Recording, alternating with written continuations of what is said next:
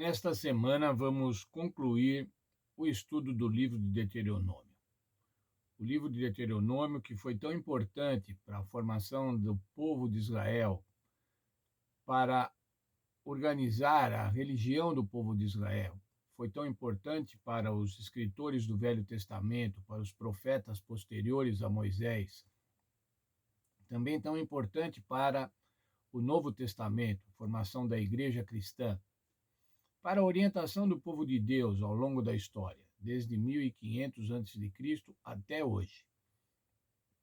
O livro de Deuteronômio como uma verdade do Senhor Deus, uma verdade presente, uma verdade também para os dias de hoje.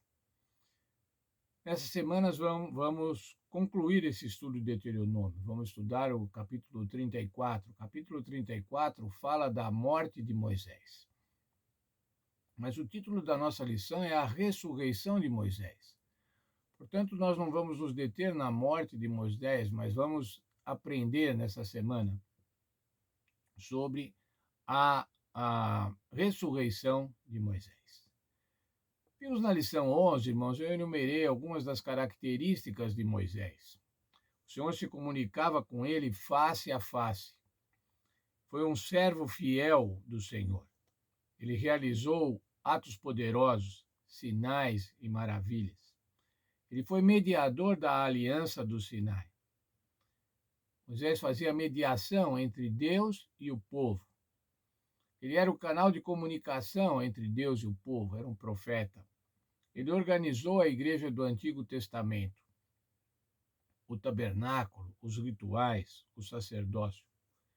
Assumiu importantes missões. O Senhor deu a Moisés, ao profeta Moisés, importantes missões: pregar, liderar, advertir. E uma das características principais de Moisés, quem sabe não a principal, mas uma das características mais importantes de Moisés, ele permaneceu humilde.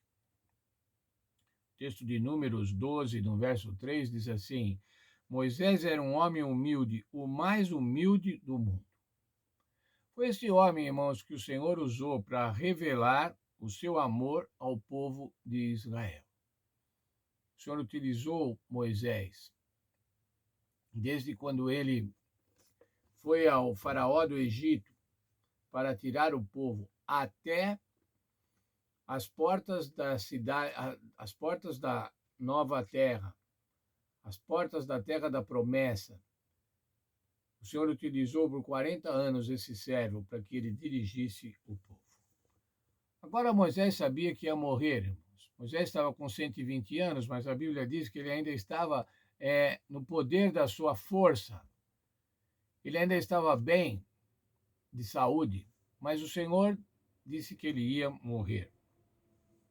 A mesma confiança que Moisés demonstrou durante a sua vida, ele agora estava demonstrando, ia demonstrar a confiança na morte. A confiança que o Senhor Deus tinha um plano para ele. A confiança de que ele podia se entregar nas mãos de Deus para descansar.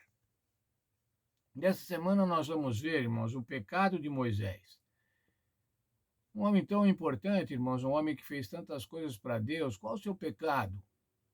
Tinha ele pecado? Vamos ver isso nessa semana. Nós vamos ver a morte de Moisés, como foi a morte de Moisés. Uma morte absolutamente especial. Mas ainda vamos ver o mais importante, a ressurreição de Moisés. Moisés morreu, irmãos, mas Moisés ressuscitou. Isso nós vamos ver como é que foi feito. Um texto de Judas diz que Moisés ressuscitou. Moisés apareceu ao Senhor Jesus no Monte da Transfiguração, juntamente com Elias. Portanto, Moisés ressuscitou. Mas se Moisés ressuscitou, irmãos, e vamos estudar sobre a ressurreição de Moisés, vamos estudar um pouco também sobre a ressurreição dos filhos de Deus. Como se dá a ressurreição dos filhos de Deus? E nessa ressurreição dos filhos de Deus, assim como na de Moisés, nós vamos ver que existe um conflito entre o bem e o mal. O conflito entre o bem e o mal, como disse, que é pessoal, é cósmico, mas ele é pessoal. É um conflito para ver Com quem é que ficará o nosso futuro eterno? Com Satanás destruído ou com Deus na Nova Jerusalém ou com Deus na nova terra?